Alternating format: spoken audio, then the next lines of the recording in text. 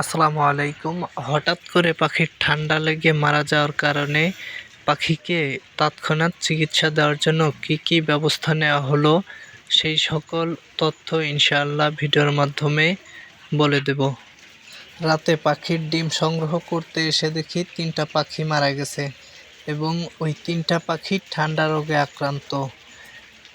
আপনারা অনেকেই দেখেছেন, যারা ভিডিও দেখেছেন, যে আমি অল্প কিছুদিন আগে পাখিকে ঠান্ডার ডোজ করাই, কিন্তু তারপরেও পাখি ঠান্ডায় আক্রান্ত হয়ে যায়। কারণ এই সময়ের আবহাওয়াটা অনেক বিপজ্জনক। কারণ এই সময় পাখি বলেন, মুরগি বলেন, সব পশু প্রাণীরই রোগবালাই হওয়ার সম্ভাবনা থাকে। কারণ আবহাওয়া চেঞ্জ হওয়ার সময় পশু প্রাণীর রোগ প্রতিরোধ ক্ষমতা না থাকলে তারা রোগে আক্রান্ত হয় এবং ভাইরাসে আক্রান্ত হয়ে মারা যায়।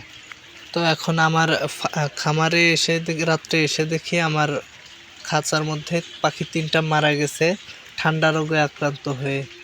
যেহেতু হঠাৎ করে ঠান্ডা আক্রান্ত হয় এবং আমার খামারে ঠান্ডার ঔষধ না থাকার কারণে আমি ঠান্ডার ডোজ করাতে পারলাম না। তবে আমার খামারে রয়েছে এন্ডোমিক্স নামক একটা অ্যান্টিভাইরাল, যা পাখিকে রোগ প্রতিরোধ ক্ষমতা বৃদ্ধি এবং যে কোনো ভাইরাস সাথে মোকাবেলা করতে সাহায্য করে। তাই আমি পাখিগুলোকে এন্ডোমিক্স দেই। এই এন্ডোমিক্সটা হচ্ছে প্রতি 2 লিটার পানিতে 1 গ্রাম করে ব্যবহার করতে হয়। যেহেতু এখন রাত, আমি এখন কোথাও কোনো ওষুধের দোকান খোলা পাবো না, তাই আমি আপাতত আজকে রাতের জন্যই এই ওষুধটা ব্যবহার করলাম।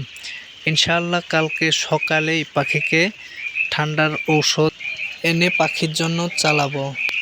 ইনশাআল্লাহ আমি যে অ্যান্টিভাইরালটা ব্যবহার করলাম এটা অনেক ভালো কাজ করে, এবারও ইনশাআল্লাহ ভালো কাজ করবে। সবাই দোয়া করবেন আমার পাখিগুলোর জন্য এবং পাখিগুলো দেখলে একটু মাশাআল্লাহ বলবেন। কেননা বদনজর অনেক খারাপ একটা জিনিস, যা কোনো কিছুকে ধ্বংস করে দিতে পারে। যদিও আমার ভিডিওতে তেমন ভিউ হয় না, আপনারা যে 2-1 জন ভিডিও দেখেন, মানে যে কয়জনই দেখেন না কেন, একটু মাশাআল্লাহ বলবেন এবং আমার পাখির জন্য দোয়া করবেন যেন পাখিগুলো সুস্থ হয়ে যায় এবং রোগমুক্ত থাকে।